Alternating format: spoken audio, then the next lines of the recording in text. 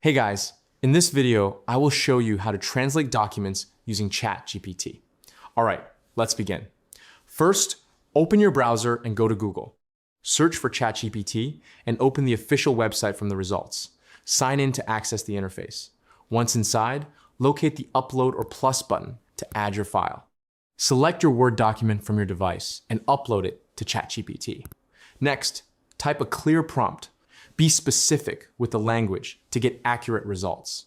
Keep your instructions simple and direct for better output.